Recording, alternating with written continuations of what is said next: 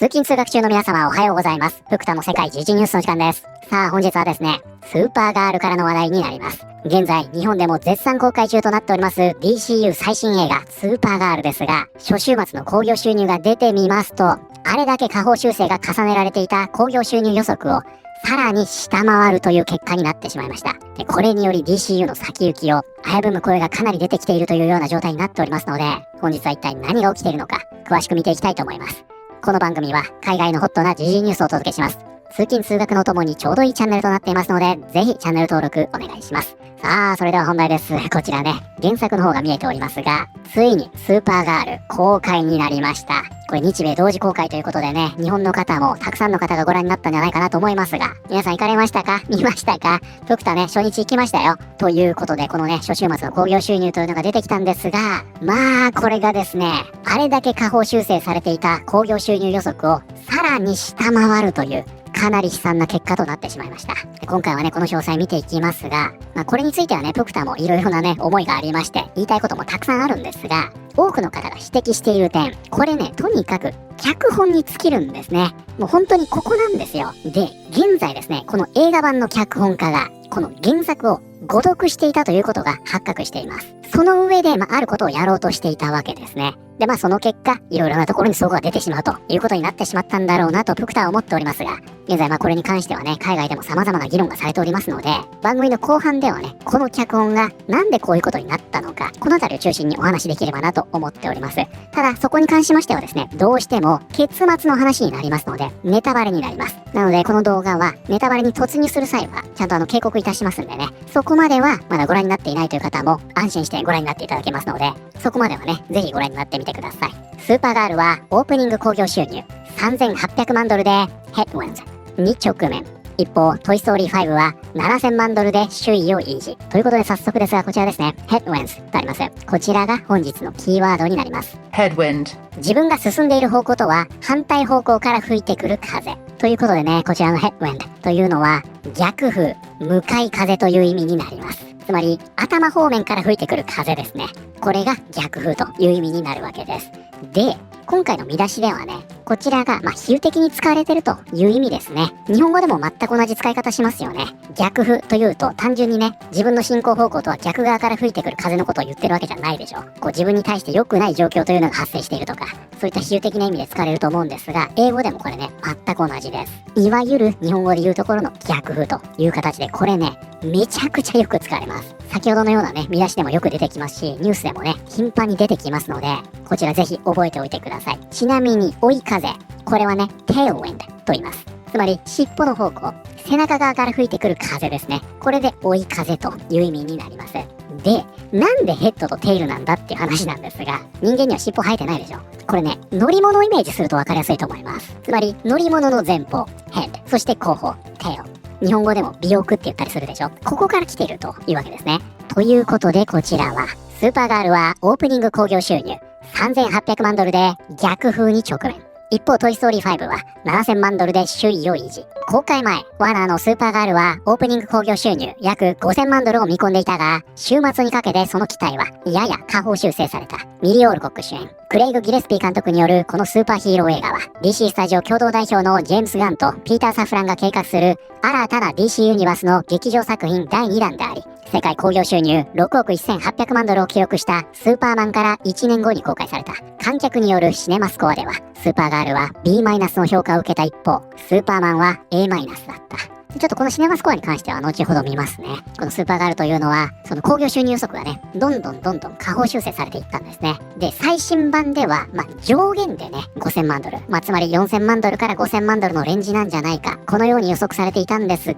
なんとですね、蓋を開けてみたら、どうやらこの加減すら下回ってしまったようだと。このようになってしまったんですね。で、あれからですね、こちら、オーディエンス表というのがね、ロッテントマト出てきまして、こちら、オールクリティクス 56%、トップ 51%、ベリファイドオーディエンス 77%、オールオーディエンス 76% ということで、批評家の方はね、以前見た通りロッテンとなっておりまして、オーディエンスの方は 70% 超えてるということで、まずまずというところなんですかね。これね、正直決して良くはないんですが、オーディエンスまでロッテになってしまうということは免れた。こういった状況ですかね。ちなみにね、これについてはこちらボックスオフィスのニュースアカウントが伝えていますが、これはザ・フラッシュ 81%、マーベルズ 79% を下回っていて、シネマスコア C プラスだったモービウスよりは高い水準だと言ってるんですね。で、この時点ではシネマスコアの結果は出てなかったんですが、このアカウントね、このように予測しておりまして、こうした状況からシネマスコアは B マイナスまたは C プラスになる可能性が高いと。そしてその後シネマスコア出てみますとこのようになったんですよ。はい、これね、B マイナスということで、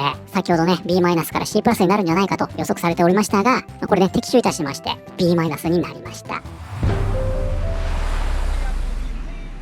つまりね、ここでは何を言っているかというと、このロッテントマトのこのスコアというのは、シネマスコアを兼ね合わせて見てみても、整合性が取れてるということですね。フラッシュのシネマスコアは B でした。で、そのフラッシュのロッテントマトのスコアは 81% でした。で、このスーパーガールね、ここ 77% になっておりますが、若干落ちてますね。で、このスーパーガールのシネマスコアを見てみると、これに比例するかのようにね、そこから若干下がる B マイナスになっていると。こういうわけなんですね。そして先ほどマーベルズの話も出ておりましたが、じゃあこっちも比例したのかという話になります。それがね、こちらデッドライン。なんとですね、これ、綺麗に比例したんですね。スーパーガールは土曜日にさらに苦戦し、興行収入は1070万ドル。これは金曜及びプレビュー興行収入から41% 減となり、北米オープニング興行収入は3800万ドル規模になる見込みだ。だがこれは DC 作品として史上最低のオープニング記録というわけではない。しかし全世界での宣伝費を除いた制作費だけで1億7000万から1億8600万ドルを要した映画としては厳しい数字だ。スーパーガールの北米オープニングはディズニー・マーベル作品で最低だった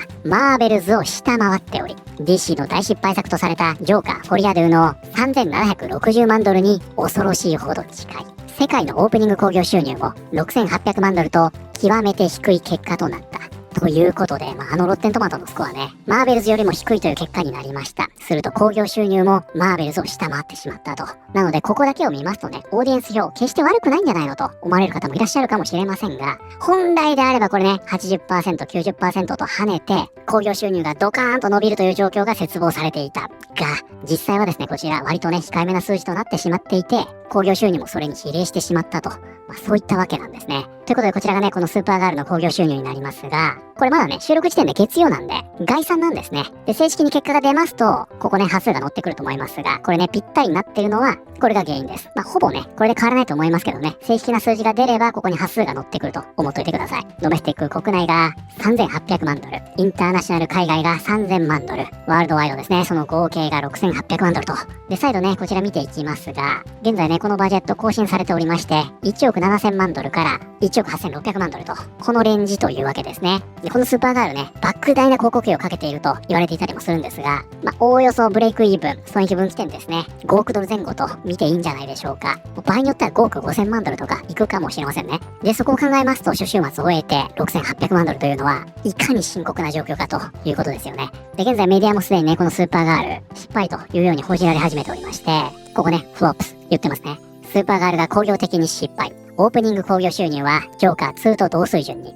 スーパーガールの不信はスーパーヒーロー映画であるだけではもはや劇場で大ヒットが保証されないことを改めて証明している。作品の質も重要であり、スーパーガールは批評面でもあまり高い評価を得られなかった。ポリゴンのレビューでさえ批判的で次のように評している。ジェームス・ガン版スーパーマンはその奇抜さやおなじみのキャラクターを予想外の形で再解釈することで高いハードルを築いた。一方スーパーガールはそのハードルの下をのんびり歩いて通り過ぎるだけで決してそれに届くことはない。こちらおなじみディスタンシングフィルム、これを伝えています。こちらね、いつもこれだということで、これがね、インターネットの DC ファン。で、実際の劇場の DC ファンと。で、現在ね、これ見てください。これなんですよ。はい。ベジータと悟空がね、このスーパーガールの劇場で戦い始めてしまっておりまして、もうね、これが出てきたら終わりなんですよ。本当に。これね、どこか人のいないところに行って戦おうと言って、この劇場に来るというミームなんですが、これが出始めたら終わりです。ここね、以前お話ししました。スナイダー派がいますね。このクソ映画はこけると前から言っていただろう。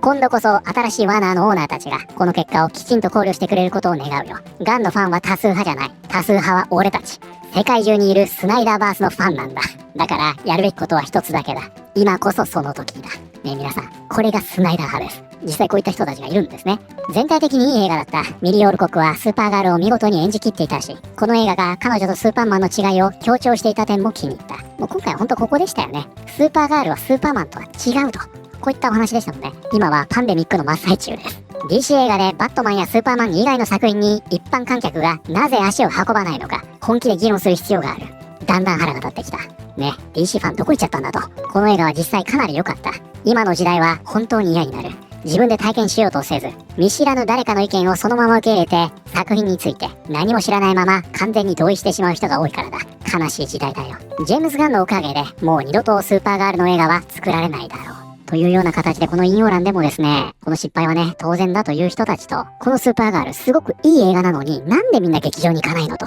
そんな意見が入り乱れているというような状況になっています。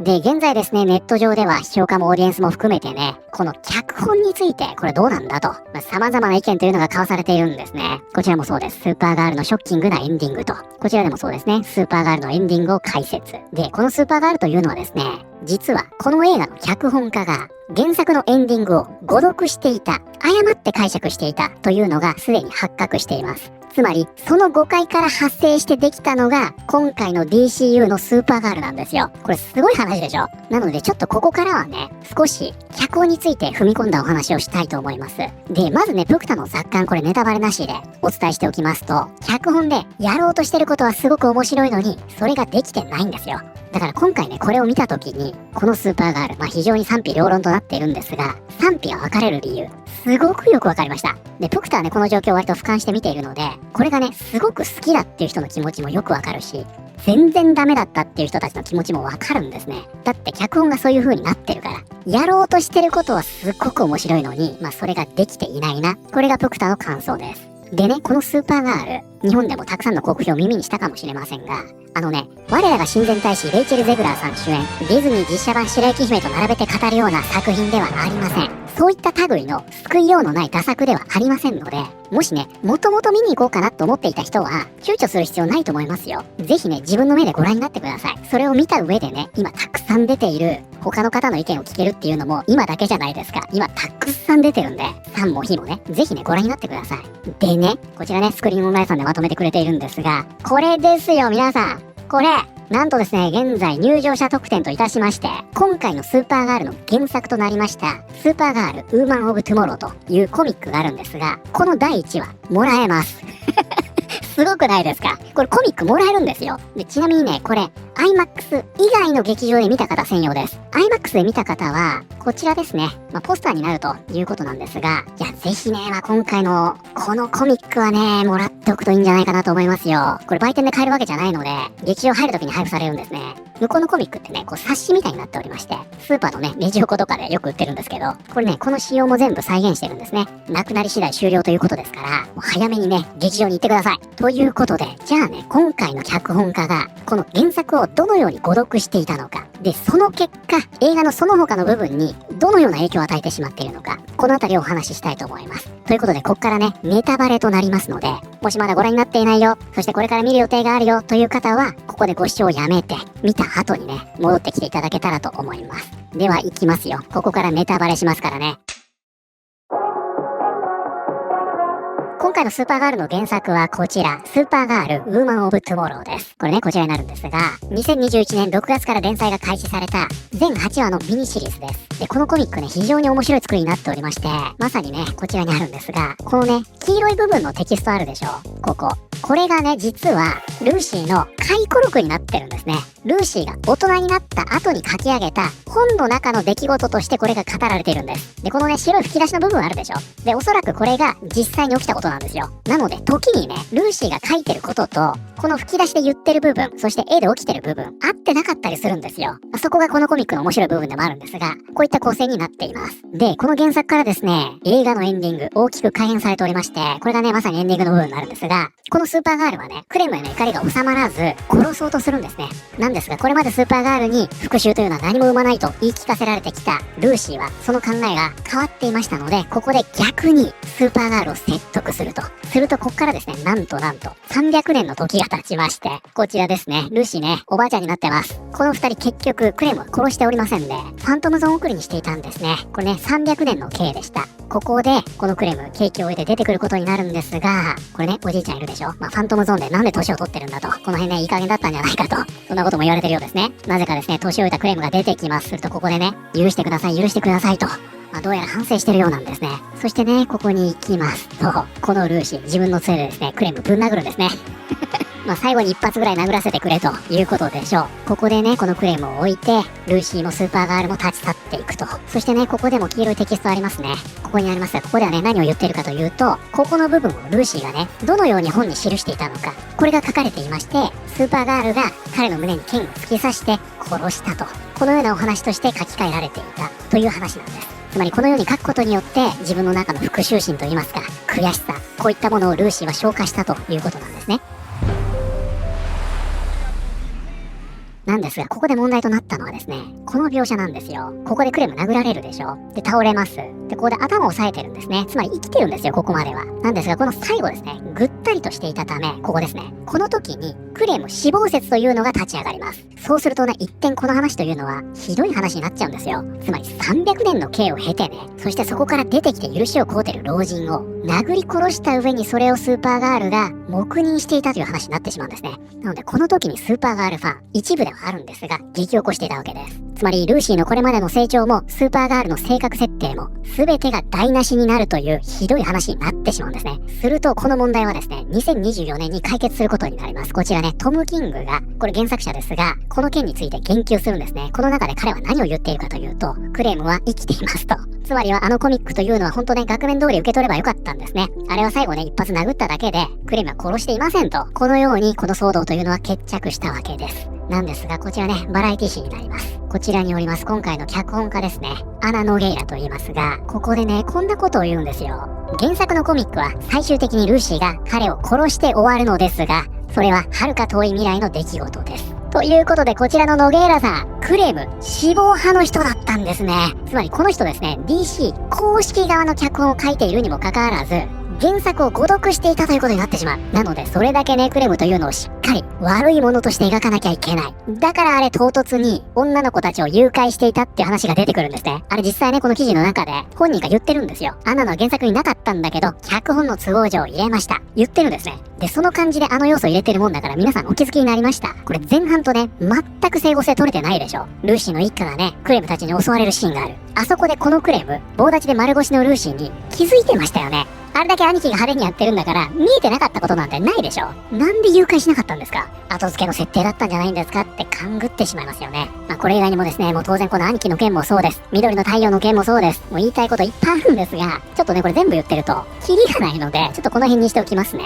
で、先ほども言いましたが、このスーパーガール、いいとこもあると思っていて、これがですね、この脚本なんですよ。脚本の出来自体はね、ちょっといまいちだとは思いますが、このね、脚本家さんが原作を誤読したせいで、傑作になる可能性もあったと思ってるんですね。これすごく面白いでしょ。もしこのスーパーガールがルーシーに代わってね、とどめを刺す、その十字架を背負うという覚悟を決めたのであれば、あのシーンでスーパーマンとの違いをちゃんと描けるし、DCU においてのスーパーガールのキャラクターを完璧に確立できたはずなんですね。だったらそんな改変もありだと思うんで、プクタは。なので、このノゲイラさんがね、やろうとしたこと自体は、プクタね、すごく評価していて、なんかちょっとね、上から目線みたいになっちゃいますが、すごく良かったんじゃないかと思っていて、なので今回の問題はね、このノゲイラさんがやろうとしたこと自体ではなくって、それをちゃんと作品に落とし込めなかった。脚本にも落とし込めなかったし、演出も足りなかった。ここがね、いまいちだったんじゃないかなというように感じましたね。なのでこの作品を面白いと言っていた人たちは、その辺をね、ストレートに受け取ったんでしょうし、この作品がダメだと言ってる方は、その9割9分が脚本のことを言ってるんじゃないかなと思いますが、やっぱり根底ではこの脚本家の誤読に起因する、辻褄合わせでの歪みや、